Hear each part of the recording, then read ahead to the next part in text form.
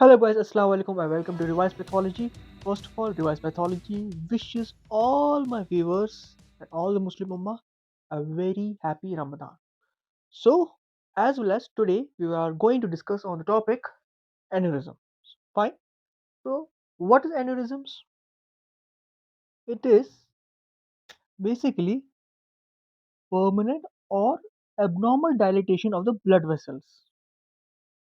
Fine. It's called as aneurysms. What is it? What is aneurysm? It is permanent or abnormal dilatation of the blood vessels. Fine. It's called as aneurysm. Next, we will see its types. What are the types of aneurysm? First, it depends upon the vessel wall. Okay, and then further, these classifications will be explained. It has further subtypes or subdivisions. Okay, so depending upon the blood vessel, whether there is trauma, whether it's a normal blood vessel, and sometimes it is acquired, sometimes it's hereditary aneurysm, and due to which the blood vessel gets affected. Fine. Next comes depending upon the shape. What is the shape of the aneurysms? We have to see that thing. Next come depending upon the pathogenicities. Pathogenicities depending upon what sort of a condition is there, any pathogenic any pathogenic conditions there due to which there's a change in the shape of the artery or in the vessel. Fine. So that is why it is the last one is depending upon the pathogenicity. So guys, if you see now the first the first classification or the first type is depending upon the vessel wall, or you can say depending upon the layers of the vessel wall, the composition of the vessel wall. There is true aneurysm and false aneurysm. True aneurysm, it occurs in a normal vessel wall and it can occur in any layer of the vessel wall. Okay, in any layer of the vessel wall.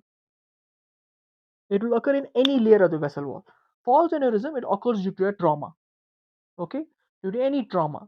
For example, an accident happens and the artery gets ruptured or the vessel wall gets ruptured. That time false aneurysms occur due to any trauma. Okay. Next, coming depending upon the shape. Fine. Depending upon the shape, there are one, two, three, four, and five. Five types. How many types? Five types. Starting from fusiform, cylindrical, racemoose, scapular, and serpentine. Serpentine is serpentine. I'm sorry. Serpentine is basically tortuous. They're flexible. Fine. Next, scapular is basically spherical. One side is being always spherical. Fine. Bulging type. Next, fusiform is being spindle in shape, okay, and cylindrical is obviously going parallel to each other but bulged, okay. So once again, let me repeat it. Depending upon the shape is fusiform, cylindrical, racemose, scapular, and serpentine. Okay. Now depending upon the pathogen. So guys, coming on the classification for depending upon the pathogenicities, they are syphilitic aneurysm, dissecting aneurysm, mycotic aneurysm, and atherosclerotic aneurysm. Now, syphilitic aneurysm, this sort of aneurysm occurs in tertiary stage of syphilis. Okay.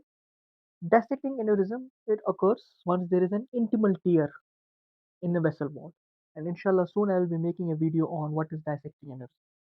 Next, mycotic aneurysm, it occurs due to any bacterial infections. Fine.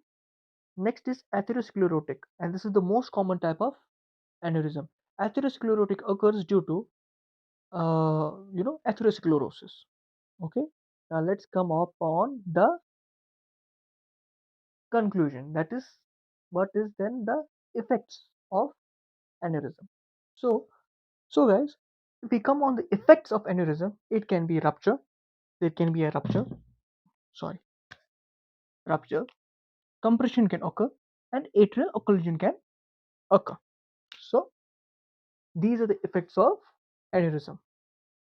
That's it. And inshallah, in the coming videos, I will be making the coming topic will be on dissecting aneurysms. Fine. And that's it for today. Stay subscribed to my YouTube channel, Revised Pathology. Like, comment, and share on my videos. Till then, stay healthy and happy Ramadan once again. And you can even DM us on our Insta account, that is revise_pathology. Allah Hafiz. Assalamu alaikum.